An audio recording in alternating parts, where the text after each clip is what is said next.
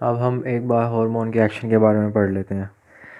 अब जैसे जो एंडोक्राइन ग्लैंड्स हैं उन्होंने हार्मोन सीक्रेट करे, फिर वो टारगेट ऑर्गन की तरफ जाएंगे, तो जो रिसेप्टर होंगे टारगेट ऑर्गन के उसके ऊपर जाके बाइंड करेंगे तो वो अपना इफेक्ट दिखाएंगे। अब जो हमारे हार्मोन है हमारे पास वो दो टाइप के हार्मोन्स हैं। ब्रॉडली बोला जाए तो हमारे पास दो टाइप के हार्मोन होते हैं। एक तो होते हैं प्रोटीनेशियस हार्मोन या फिर पेप्टाइड हार्मोन्स, और दूसरे होते हैं स्टेरॉयड हार्मोन्स। ठीक है। अब हमें याद कौन कौन से रखना, क्वेश्चन आता है कि इनमें से कौन सा पेप्टाइड हार्मोन है, कौन सा स्टेरॉयड हार्मोन है। ठीक है। तो स्टेरॉयड हार्मोन्स वो हार्मोन्स होते हैं जिसके अंदर एल्डिहाइड, कीटोन या फिर अल्कोहलिक फंक्शनल ग्रुप होता है। ठीक है। जैसे कॉर्टिसोल है तो अल्कोहल ऑल लग जाता है, तो कॉर्टिसोल अल्कोहलिक ग्रुप है, मतलब ये स्टेरॉयड है। Testosterone, progesterone, estrogen. ठीक है, ईस्ट्रोजन तो खैर नहीं लिखा हुआ यहाँ पे, बट फिर भी ईस्ट्रोजन भी आएगा क्योंकि ये भी गोनैड्स हैं, वो भी गोनेडोट्रोफिक हार्मोन हो जाएगा। टेस्टोस्टेरोन, ऑन मतलब कीटोन, तो एल्डिहाइड कीटोन। ठीक है। और एक और है ईस्ट्राडायोल, ये भी ऑल है ना। तो मतलब ये देख लो जिस भी हार्मोन के अंदर एल्डिहाइड कीटोन या फिर अल्कोहल फंक्शनल ग्रुप हो, वो उसके अंदर स्टेरॉयड हार्मोन होगा। ठीक है, वो स्टेरॉयड हार्मोन के अंदर आएगा। अब पेप्टाइड हार्मोन या फिर पॉलीपेप्टाइड या फिर प्रोटीनेशियस हार्मोन, ये कौन कौन से हैं? बाकी जितने भी हार्मोन हैं इनको छोड़कर वो सबके सब प्रोटीनेशियस है। जैसे पिट्यूटरी के जितने भी हार्मोन्स हैं, ठीक है, पीएमटी फ्लैग जितने भी हैं, फिर पैराथायरॉयड का हो गया, पीटीएच हार्मोन, थायराइड हार्मोन हो गया, थायराइड का हार्मोन, थाइमस का हार्मोन हो गया थाइमोसिन, और एड्रिनल मेड्यूला। ठीक है। एड्रिनल नीन, जो एड्रिनल ग्लैंड है ना वो दो पार्ट में डिवाइडेड है, मेड्यूला और कॉर्टेक्स के अंदर। मेड्यूला के हार्मोन्स होते हैं कैटनोड फैट, कैटिकोलिमाइस, एपिनेफ्रिन और नॉन एपिनेफ्रिन, ये होते हैं प्रोटीनेशियस। अब जो कॉर्टेक्स है उसके अंदर उसके जो कॉर्टेक्स के हार्मोन्स होते हैं उनको बोलते हैं हम कॉर्टिकॉइड्स। ठीक है। और जो कॉर्टिकॉइड्स होते हैं वो जो हैं वो स्टेरॉयड नेचर के हैं, जैसे ग्लूकोकॉर्टिकॉइड होगा कॉर्टिसोल। ठीक है। और जो मिनरलोकॉर्टिकॉइड है एल्डोस्टेरॉन, कीटोन आ गया उसके अंदर, तो ये भी होगा स्टेरॉयड नेचर का। ठीक है। और जो ग्लूकोकॉर्टिकॉइड है उसके अंदर एंड्रोजन्स भी आते हैं, तो वो भी टेस्टोस्टेरॉन हो गया, वो भी हमारे स्टेरॉयड हार्मोन्स हो गए। ठीक है। तो जो स्टेरॉयड हार्मोन है वो एड्रिनल कॉर्टेक्स के हैं और गोनैड्स के हैं, बाकी सब जितने भी वो पेप्टाइड हार्मोन्स हैं। हमें ये चीज़ याद रखनी है। अब ये दो चीज़ें बड़ी सिंपल हैं, इनको याद रखने की तक की ज़रूरत नहीं है। अब पूछ लिया भाई साहब आयोडोथायरोनिन्स, ठीक है, तो नाम में लिखा हुआ है थायरोनिन्स मतलब थायराइड हार्मोन। ठीक है। और थायराइड हार्मोन भी लिपिड सॉल्युबल होता है, इसीलिए ये एक्सेप्शनल केस है, थायराइड हार्मोन लिपिड सॉल्युबल होता है इसीलिए स्टेरॉइड्स की कैटेगरी के अंदर आता है। ठीक है, ये नोट्स में भी लिखा हुआ है। अब आता है अमीनो एसिड डेरिवेटिव्स। तो हमने दिनेश की एक बुक में देखा था कि मॉडिफाइड अमीनो एसिड कौन सा होता है। मॉडिफाइड अमीनो एसिड होते हैं एपिनेफ्रिन, उसके अंदर दे रखा था, तो वो ये क्वेश्चन यहाँ से आया था। ठीक है। तो जो मॉडिफाइड अमीनो एसिड है वो उसका एग्जांपल हो जाएगा एपिनेफ्रिन, और ये जो इकोलॉजी वाला चार्ट है उसके ऊपर भी ये क्वेश्चन लिख रखा है हमने। ठीक है जी। अब हम वापस आते हैं अपने हार्मोन रिसेप्टर कॉम्प्लेक्स की तरफ। ठीक है। अब मान लो जो हमारा हार्मोन था वो प्रोटीनेशियस था, पहले मान लेते हैं। ठीक है। अगर प्रोटीनेशियस था तो वो समझ लो जिस ऑर्गन पे गया उसके सेल्स के ऊपर एक्ट कर रहा है। प्रोटीनेशियस था तो वो लिपिड बाय लेवल को क्रॉस नहीं कर पाएगा, ठीक है, क्योंकि वो लिपिड सॉल्युबल नहीं है। तो जो प्रोटीनेशियस हार्मोन्स होते हैं उन्हें वाटर सॉल्युबल हार्मोन्स कहते हैं। ठीक है। और हमें पता है कि जो हार्मोन होता है उसे हम प्राइमरी मैसेंजर कहते हैं, ये चीज़ भी हमें पता है। ठीक है। तो जो पेप्टाइड हार्मोन था वो सेल की, जो टारगेट सेल था उसकी सेल मेम्ब्रेन पे जाकर बाइंड हो जाएगा। तो जो वाटर सॉल्युबल हार्मोन्स होते हैं उनके जो रिसेप्टर्स होते हैं वो सेल मेम्ब्रेन के ऊपर रहते हैं। ठीक है, ये रहा रिसेप्टर। ठीक है। अब ये यहाँ से क्रॉस तो कर नहीं सकता, तो क्या होगा, इस रीजन पर सेकेंडरी मैसेंजर का जनरेशन होगा। ठीक है। तो यहाँ पे सेकेंडरी जो मैसेंजर है वो जनरेट हो जाएंगे, और हमारी एनसीईआरटी में सेकेंडरी मैसेंजर सिर्फ तीन दे रखे हैं। एक है साइक्लिक एएमपी, एक है कैल्शियम प्लस टू आयन, और एक है आईपी3। इसे इसे हम ये भी लिख सकते हैं CAMP, Ca+2 और IP3। सिर्फ ये तीन ही सेकेंडरी मैसेंजर्स होते हैं। एनसीईआरटी के अकॉर्डिंग, और एनसीईआरटी के बाहर आई डोंट थिंक आने वाला है। ठीक है, तो जो सेकेंडरी मैसेंजर्स होते हैं वो सिर्फ और सिर्फ पेप्टाइड हार्मोन्स के केस में ही प्रोड्यूस होंगे। अब यहाँ पर रिसेप्टर था, सेकेंडरी मैसेंजर प्रोड्यूस हो गए, ये अंदर जाएंगे, बायोलॉजिकल रिस्पॉन्स और फिजियोलॉजिकल रिस्पॉन्स अपना जनरेट कर देंगे। ठीक है, जैसे इसमें एफएसएच रखा है, एफएसएच पिट्यूटरी हार्मोन है तो प्रोटीन हार्मोन है, हमें अभी बात करी थी पिट्यूटरी के, हाइपोथैलेमस के, इन पैनक्रियास के हैं इंसुलिन ग्लूकागोन, फिर parathyroid, thyroid, thymus, adrenal medulla, ये सारे पेप्टाइड हार्मोन्स रहते हैं। ठीक है, तो जो सेकेंडरी मैसेंजर का फॉर्मेशन होता है ये किस हार्मोन के केस में होता है, ये होता है पेप्टाइड हार्मोन्स के केस में। ठीक है, और आगे हम पढ़ेंगे लिपिड सॉल्युबल हार्मोन्स, तो हमें इससे ये चीज़ भी याद रखनी है, आगे भी इस पॉइंट को एक्सप्लेन कर दूंगा कि जो लिपिड सॉल्युबल हार्मोन्स होते हैं इनका एक्शन स्लो होता है as compared to proteinaceous hormones. वो कैसे, अब आगे देखते हैं। अब यहाँ पे लिखा हुआ है कि जो लिपिड हार्मोन्स हैं, ठीक है, ये इंटरैक्ट करते हैं इंट्रा सेलुलर रिसेप्टर्स के साथ, क्योंकि लिपिड सॉल्युबल, लिपिड में सॉल्युबल है तो मतलब जो हमारी प्लाज्मा मेम्ब्रेन है लिपिड बाइलेयर उसके थ्रू पास कर जाएंगे, सेल के अंदर एंटर कर जाएंगे, तो इनके रिसेप्टर्स हैं वो सेल के अंदर रहेंगे। ठीक है, और हमारे पास लिपिड सॉल्युबल हार्मोन्स कौन कौन से हैं, एक तो स्टेरॉयड हार्मोन्स जितने भी हैं, और आयोडोथायरोनिन, हमने अभी बात करी थी कि जो थायराइड हार्मोन है ये है तो वैसे प्रोटीनेशियस बट ये लिपिड सॉल्युबल है। ठीक है, तो ये लिपिड सॉल्युबल हार्मोन की कैटेगरी में आएगा थायराइड हार्मोन, और स्टेरॉयड हार्मोन्स तो हमारे पास है ही। अब यहाँ पे लिखा हुआ है कि इसके बारे में लिखा हुआ है मोस्टली रेगुलेट जीन एक्सप्रेशन और chromosomal function by interaction of hormone receptor complex with genome. तो इसके अंदर क्या होता है, जो हमारा यहाँ पर जो हमारा लिपिड सॉल्युबल हार्मोन था, फॉर एग्जांपल एस्ट्रोजन, जो गोनाडोट्रोपिक हार्मोन है, गोनाडोट्रोपिन हार्मोन नहीं है, गोनाड्स से रिलीज होता है। ठीक है, और जो गोनाडोट्रोफिन रिलीजिंग, जो गोनाडोट्रोफिन हार्मोन्स हैं वो भी प्रोटीनेशियस होते हैं, क्योंकि गोनाडोट्रोफिन रिलीजिंग हार्मोन्स जो हैं वो प्रोटीनेशियस होते हैं, जो कि एफएसएच और एलएच है, बट जो गोनाड्स के हार्मोन्स होते हैं वो हमारे स्टेरॉयडल नेचर होते हैं। ठीक है, तो समझ लो ये लिपिड सॉल्युबल हमारे पास हार्मोन था, तो ये पास कर जाएगा लिपिड बाइलेयर के थ्रू ही जाएगा जीनोम के ऊपर, तो इसके जो रिसेप्टर्स होंगे ना वो जीनोम के ऊपर होंगे, जीनोम के ऊपर और genetic material of the cell. तो ये क्या करेगा, ये पहले डीएनए से ट्रांसक्रिप्शन करके आरएनए बनाएगा। ठीक है, फिर आरएनए से ट्रांसलेशन करके प्रोटीन बनाएगा। अब प्रोटीन क्या है, एंजाइम है। ठीक है, और प्रोटीन, ये जो प्रोटीन है ये ही हार्मोन की तरह ऐड करेगा, ये जो प्रोटीन है यही हार्मोन की तरह ऐड करेगा, जो कि फर्दर फिजियोलॉजिकल रिस्पॉन्स जनरेट कर देगा। ठीक है, तो अब हमें इससे ये पता चल गया कि जो लिपिड सॉल्युबल हार्मोन्स का जो है एक्शन का रेट वो स्लो हो रहा है। क्यों, क्योंकि पहले वो सेल के अंदर एंटर करेगा, फिर सारे प्रोसेसेस चलेंगे, ट्रांसलेशन चलेगा, ट्रांसक्रिप्शन चलेगा, तब जाके हमारा हार्मोन बनेगा, फिर उसके ऊपर बाइंड करेगा, है कि नहीं। और जो प्रोटीन सॉल्युबल हार्मोन्स थे हमारे पास, उनके अंदर क्या था, जो सेकेंडरी मैसेंजर्स थे वो सिंपली जनरेट होते जा रहे थे और अपना एक्शन करते जा रहे थे, सिंपल था।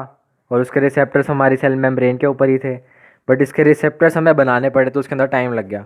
यहाँ पे भी लिखा हुआ है the action of lipid soluble hormones is slower and last longer than action of water soluble hormones.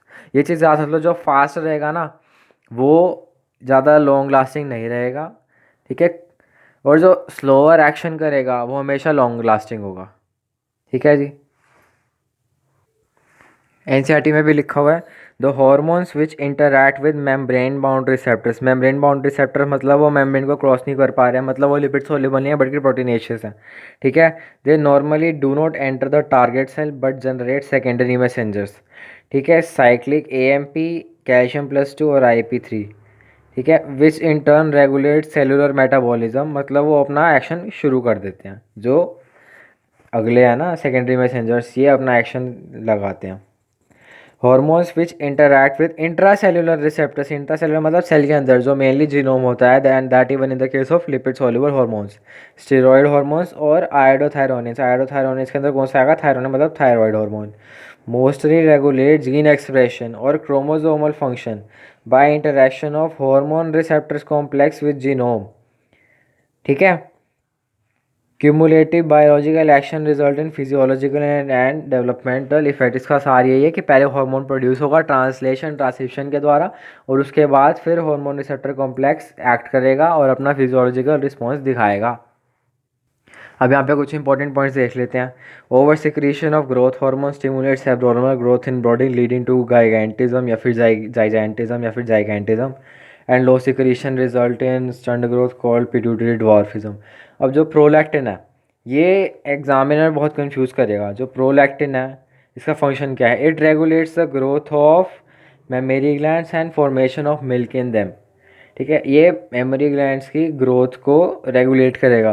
But दूसरी तरफ हमारे पास ये भी आता है कि जो ईस्ट्रोजन है, it is responsible for secondary sexual characters, तो ईस्ट्रोजन का फंक्शन भी हो जाएगा। ठीक है ना। तो प्रोलैक्टिन का मेन फंक्शन क्या है? फॉर्मेशन ऑफ मिल्क, ठीक है, and growth of memory gland.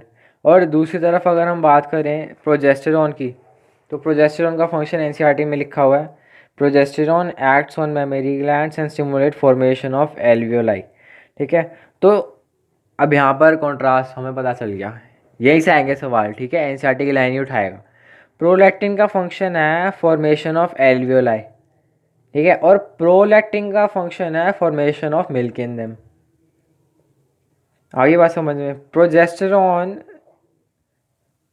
सिर्फ एल्वियोलाई का फॉर्मेशन करेगा, जो ऑर्गन है मेन मिल्क प्रोडक्शन का, उसका फॉर्मेशन करेगा। ठीक है, ताकि जो मदर है वो लैक्टेशन के लिए तैयार रहे। आगे बात समझ में। हमें पता है ना, जो प्रोजेस्टेरॉन है इट इज सिक्रेटेड और सिंथेसाइज्ड बाय कॉर्पस ल्यूटियम, और प्रोजेस्टेरॉन का मेन काम क्या है? मेंटेनेंस ऑफ प्रेगनेंसी का मेंटेनेंस करना है।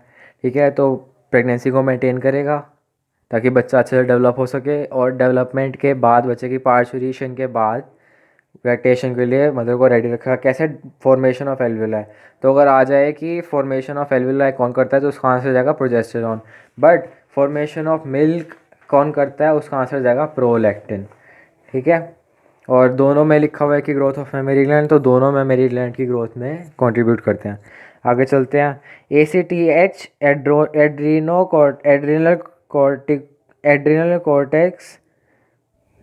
एड्रीनोकॉर्टिकोट्रोफिक हार्मोन। ठीक है, तो नाम से पता चल रहा है हमें एड्रीनल कॉर्टेक्स के ऊपर एक्ट करेगा। ये रहा एड्रीनोकॉर्टिकोट्रोफिक हार्मोन।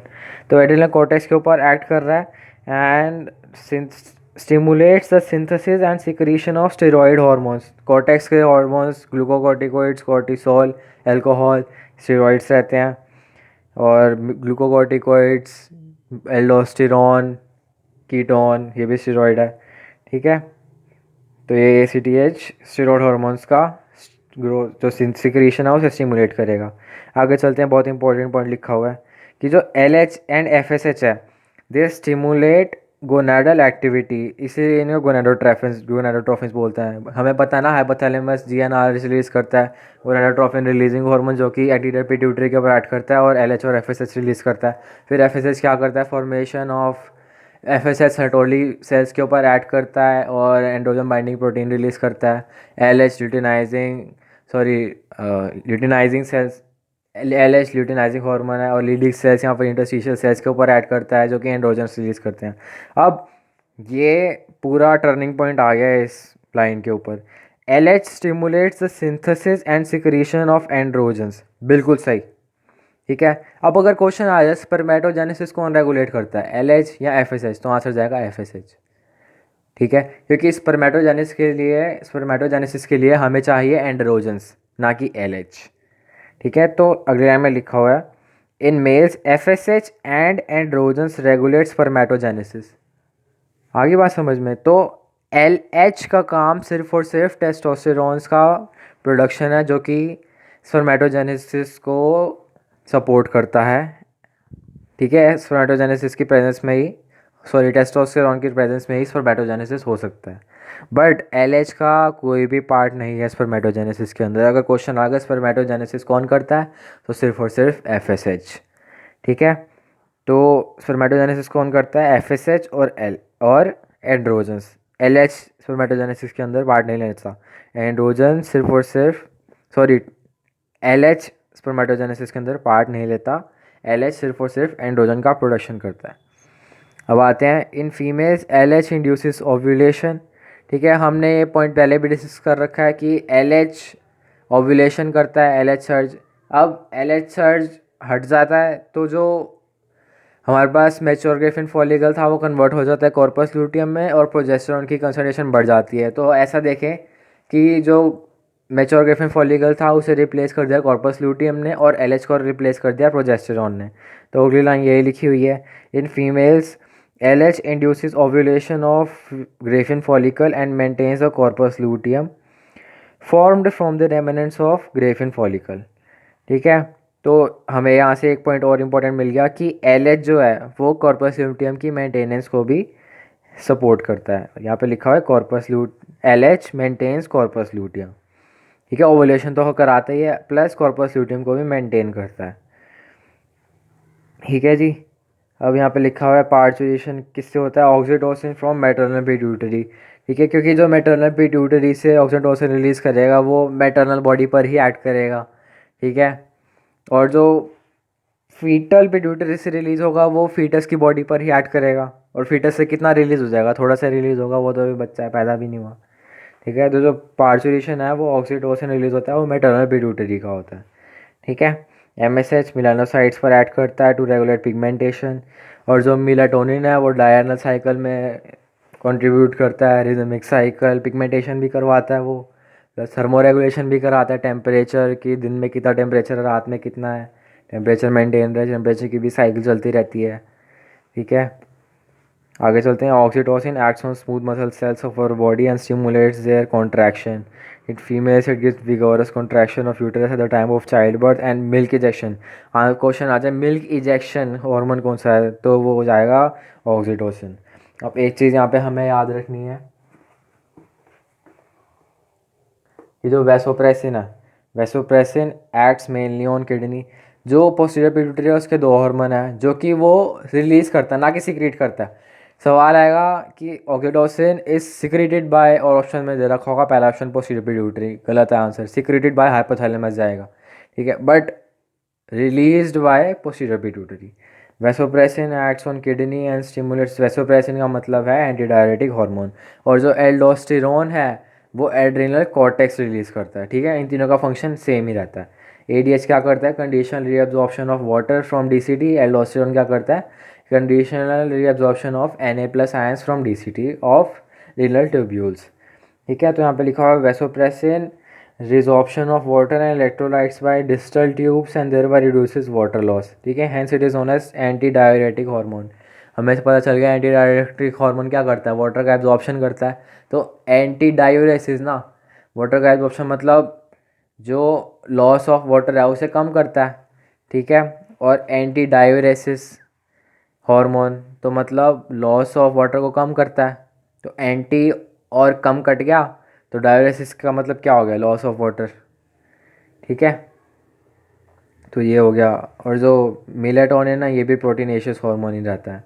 इसके फंक्शन याद रखने हैं, sleep wake cycle, temperature body का मेंटेन करता है, ये बड़ा इंपॉर्टेंट, मेंस्ट्रुएशन तो आ ही गया, मेटाबॉलिक पिगमेंटेशन को भी इन्फ्लुएंस करता है।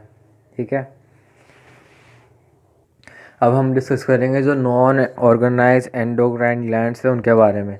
हार्ट से रिलीज होता है ANF।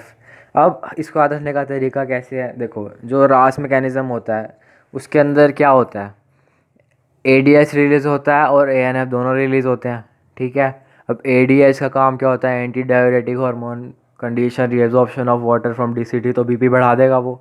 ठीक है, बट हमें पता है कि जो रास है वो क्या करता है, जब BP कम हो जाता है तो रास एक्टिवेट हो जाता है, तो ADH क्या करता है, BP बढ़ा देता है। तो ANF का काम क्या होगा, BP को कम कर देना। ठीक है, तो ANF क्या है, स्विच ऑफ रास मैकेनिज़्म। ठीक है, तो जो हमें याद है ना कि जो रास मैकेनिज़्म है उसके अंदर ANF और ADH दोनों होते हैं और दोनों एक दूसरे के एंटागनिस्टिक हैं, दोनों का जो फंक्शन है वो उल्टा रहता है। ठीक है, तो जो एंटी डायरेटिक हार्मोन है वो वाटर का रीअब्जॉर्प्शन बढ़ा रहा है तो BP बढ़ा रहा है, तो ये क्या करेगा, ये BP को कम कर देगा। ठीक है, तो रास मैकेनिज़्म कब एक्टिवेट होता है, जब BP कम हो रहा होता है, और ये क्या है, ये स्विच ऑफ रास है। ठीक है, तो जो हार्ट की ब्लड वेसल्स होती हैं, ठीक है, उसके अंदर वैसोडाइलेशन करा देते ताकि BP बढ़ जाए।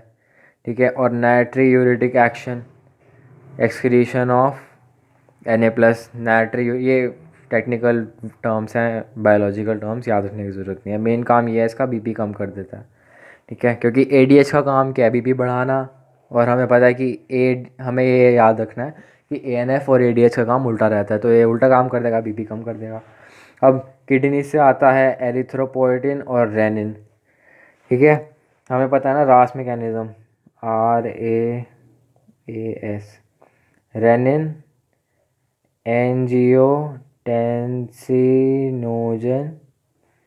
एंजियोटेंसिन और आगे भी कुछ था, ठीक है। एंजियोटेंसिन और एंजियोटेंसिनोजन है और एंजियोटेंसिन है। एंजियोटेंसिनोजन लंग से ऐसा ही कुछ था, ठीक है। तो एरिथ्रोपोएसिस तो करता ही है किडनी, ठीक है। हमें पता है एरिथ्रोपोइटिन ऑर्गन दो हैं, एल के, लीवर और किडनी, ठीक है। आरबीसी का प्रोडक्शन तो करता है। और रेनिन रिलीज करता है किडनी, ठीक है। रेनिन क्या करता है, फॉर्मेशन ऑफ एंजियोटेंसिन, ठीक है। ये हो गया किडनी का फंक्शन। अब किडनी रिलीज करता है एंजियोटेंसिन और लीवर रिलीज करता है एंजियोटेंसिनोजन, ठीक है जी। ये चीज़ हमें याद रखनी है, एनसीईआरटी में भी दे रखी है, बट ये चीज़ हम वहाँ पे देख लेंगे जब पढ़ेंगे ना हार्ट वाला चैप्टर, तो उसमें समझ लेंगे अच्छे से। जीआईटी से हमारे पास 3 टाइप के हार्मोन रिलीज होते हैं। तो गैस्ट्रिन जो गैस्ट्रिक ग्लैंड्स पर ऐड करता है, गैस्ट्रिक ग्लैंड्स क्या रिलीज करते हैं, एचसीएल, और एचसीएल की प्रेजेंस में एक्टिवेट होने वाला हार्मोन पेप्सिनोजन, ठीक है। और सिक्रीटिन रिलीज करते हैं। सिक्रीटिन क्या करता है, हमें ये याद रख रखा था कि सिक्रीटिन क्या करता है, गैस्ट्रिन को रोक देता है ताकि जो एसिडिक मीडियम वो कम हो जाए। बट एनसीईआरटी में लिखा हुआ है कि ये पैनक्रियास को स्टिमुलेट करता है ताकि बेसिक मीडियम बढ़ा दे, ठीक है। कैसे, बाइकार्बोनेट आयन और वाटर को रिलीज करके। तो सिक्रीटिन जो है अकॉर्डिंग टू एनसीईआरटी ऐड करता है पैनक्रियास के, हमें भी ये याद रखना है, सिक्रीटिन पैनक्रियास के ऊपर ऐड करता है ताकि बेसिक मीडियम बढ़ जाए। किसकी हेल्प से, बाइकार्बोनेट्स और वाटर की हेल्प से। सीसी के किस पे हेल्प करता है, कोलियोसिस्टोकाइनिन हमें पता है लीवर और पैनक्रियास गॉलब्लैडर सब पे ऐड करता है, ठीक है। इसके एंजाइमेटिक पार्ट पे ही ऐड करेगा, ये चीज़ भी याद रखनी है। तो सीसी के है, सीसी के कोलियोसिस्टोकाइनिन दोनों के ऊपर ऐड करता है, लीवर भी आ जाएगा इसके अंदर, लीवर के ऊपर भी ऐड करता है, पैनक्रियास पे भी ऐड करता है, गॉल ब्लैडर पे भी ऐड करता है। अब ये था गैस्ट्रोइंटेस्टाइनल ट्रैक्ट, ठीक है। इसके अंदर 3 एंजाइम से। अब आता है चौथा, जीआईपी, गैस्ट्रिक इनहिबिटरी प्रोटीन, ठीक है। तो ये गैस्ट्रिक ग्लैंड से गैस्ट्रिक जूस के रिलीज को रोक देता है, ठीक है, रिड्यूसेस गैस्ट्रिक मोटेलिटी, ठीक है। तो ये चीज़ याद रखनी है, जीआईटी और जीआईपी के बीच का डिफरेंस हमें याद रखना है। जीआईटी गैस्ट्रो इंटेस्टाइनल ट्रैक्ट है, इस ट्रैक्ट के अंदर 3 टाइप के हॉर्मोन्स हैं। और जीआईपी इनहिबिटरी, ये प्रोटीन है, ठीक है, गैस्ट्रिक इनहिबिटरी प्रोटीन, ये क्या करता है, इनहिबिट कर देता है। क्वेश्चन देख लेते हैं, following are the example of organized gland except, मतलब नॉन ऑर्गेनाइज्ड ग्लैंड कौन सा है, किडनी है, थायराइड ऑर्गेनाइज है, पीनियल, पिट्यूटरी। जो चैप्टर में एक्सप्लेन कर रखे हैं अच्छे से वो सारे ऑर्गेनाइज हैं, जो नहीं कर रखे वो नॉन ऑर्गेनाइज हैं। Which of the following characteristic is not mention in current specific definition, non nutrient है बिल्कुल सही, क्योंकि अगर न्यूट्रिएंट होता तो सेल ही कंज्यूम कर जाते। प्रोड्यूस इन ट्रेस अमाउंट, बहुत कम क्वांटिटी में, ये भी सही है। इंटरसेलुलर मैसेंजर, ये भी सही है, एनसीईआरटी में लिखा हुआ है। एंटी, ये क्या लिखा है, नॉन एंटीजेनिक, ये नहीं लिखा हुआ एनसीईआरटी के अंदर। एनसीईआरटी के अंदर सिर्फ ये 3 पॉइंट्स लिखे हुए हैं और यही आएंगे एग्जाम के अंदर। A hormone which do not bind with membrane bound receptor, ठीक है, मतलब वो सेल को क्रॉस कर जाता है, मतलब वो लिपिड सॉल्युबल है, लिपिड सॉल्युबल है, स्टेरॉइड हार्मोन नेचर। तो प्रोजेस्टेरॉन, स्टेरॉइड हार्मोन कौन कौन से होते हैं, एल्डोस्टेरॉन, एल्डिहाइड, कीटोन और अल्कोहल ग्रुप होता है। तो कीटोन, प्रोजेस्टेरॉन, तो ये स्टेरॉइड हार्मोन हो गया, ये पार कर जाएगा और इसका एक्शन स्लो रहता है। अगला question, following are the hormones which do not produce secondary messenger except, ठीक है। Do not produce secondary messenger except, मतलब जो सेकेंडरी मैसेंजर प्रोड्यूस करेगा। सेकेंडरी मैसेंजर कौन प्रोड्यूस करता है, जो प्रोटीन सॉल्युबल होते हैं, क्योंकि वो जो सेल मेम्ब्रेन होते हैं उसी पर जाकर रुक जाते हैं, लिपिड मेम्ब्रेन को क्रॉस नहीं कर सकते, तो वहीं पर सेकेंडरी मैसेंजर रिलीज करते हैं। सेकेंडरी मैसेंजर हमारे पास 3 है, साइक्लिक एएमपी, सीएएमपी, CA+2 और IP3। तो इंसुलिन प्रोटीनेशियस हार्मोन है, सेकेंडरी मैसेंजर को रिलीज़ करेगा। अब एक डिजीज़ यहाँ पर रह गया था, टेटनी। टेटनी में क्या होता है, ये पैराथायरॉयड हार्मोन जो है उसकी डेफिशिएंसी की वजह से होता है। इसमें क्या होता है, due to deficiency of calcium +2 in blood, calcium +2 ions की डेफिशिएंसी। और पैराथायरॉयड क्या करता है, ब्लड में कैल्शियम के लेवल को बढ़ा देता है। इसकी डेफिशिएंसी होने की वजह से कैल्शियम का लेवल, ब्लड कैल्शियम लेवल कम हो जाता है। Muscles and nerves get unnecessarily irritated and start convergence. Convergence मतलब शॉक्स एंड क्रैम्पिंग।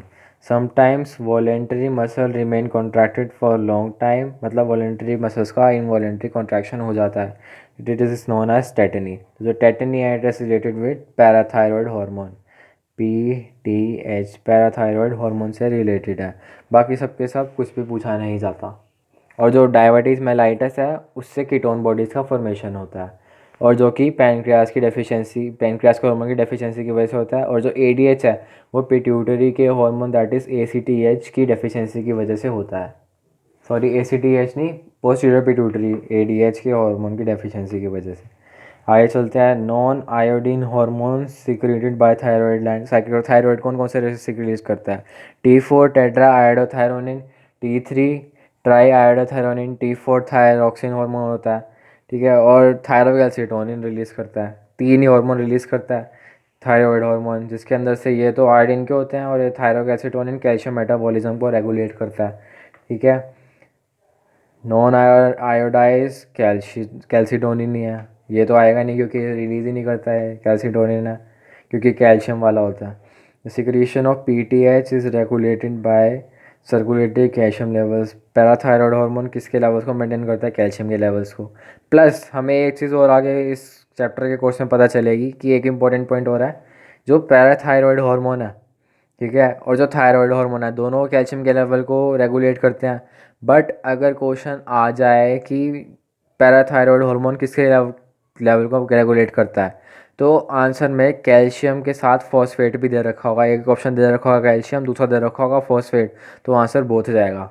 तो थायराइड सिर्फ और सिर्फ कैल्शियम के लेवल को ब्लड में कम करता है, बट जो पैराथायरॉयड हार्मोन है ये कैल्शियम के लेवल को बढ़ाता भी है, प्लस फॉस्फेट का रेगुलेट भी करता है मैकेनिज्म।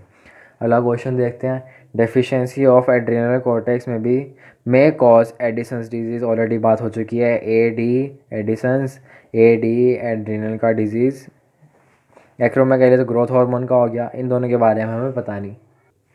आगे देखते हैं, following are the principal action of insulin. Insulin का क्या होता है, GLUT4 पर एक्ट करता है, ब्लड का अपटेक कराता है, सेलुलर अपटेक, ठीक है। तो increase transport of glucose into cells, बिल्कुल सही है। स्टिमुलेट ग्लाइकोजेनेसिस, ग्लूकोज को ग्लाइकोजन में कन्वर्ट करता है। ग्लाइकोजन किसके अंदर स्टोर हो जाता है, फैट के अंदर।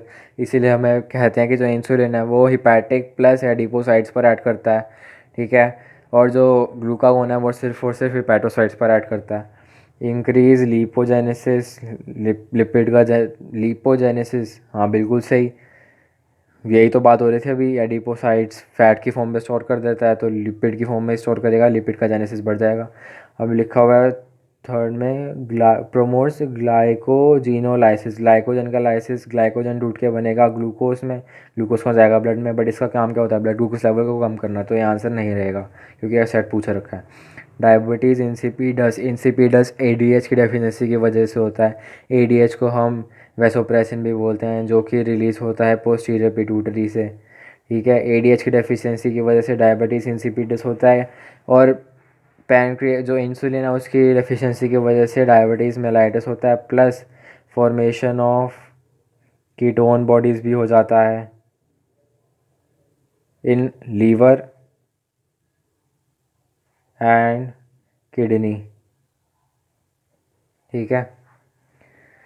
क्योंकि फिल्ट्रेशन एक लिमिट से ज़्यादा नहीं हो सकता ना, बहुत ज़्यादा बोझ बढ़ जाएगा तो फॉर्मेशन ऑफ स्टोन्स हो जाएगा in the form of ketone bodies, ठीक है। आगे चलते हैं, पीनियल बॉडी ओरिजिनेटेड फ्रॉम, हमें पता है पीनियल का कैसे याद रखना है, मेला DP, मेला मतलब मेलेटोनिन, D से मतलब dorsal part of forebrain, P से मतलब पीनियल ग्लैंड। तो देख लो डोर्सल पार्ट ऑफ डायनसिफलोन, हमें पता है डायनसिफलोन किस किस का किससे बना होता है, थैलेमस प्लस हाइपोथैलेमस, ये दोनों मिलकर बनाते हैं डायनसिफलोन। ये बनाता है डायनसिफलोन का रूफ और चार दीवारें, ये बनाता है डायनसिफलोन का बेस पार्ट। और ये दोनों किसके अंदर होते हैं, फोरब्रेन के अंदर। फोरब्रेन के अंदर होता है सेरिब्रम, थैलेमस और हाइपोथैलेमस, ये सारे मिलकर फोरब्रेन बनाते हैं। और हमें पता है मेला DP dorsal part of forebrain, dorsal part of diencephalon या फोरब्रेन, एक ही बात है। बाकी सब में वेंट्रल तो होगा ही नहीं, वेंट्रल वाले काट दो। Dorsal part of cerebellum, cerebellum तो हाइंड ब्रेन का पार्ट होता है, बट NCERT में लिखा हुआ है डोर्सल पार्ट ऑफ फोरब्रेन।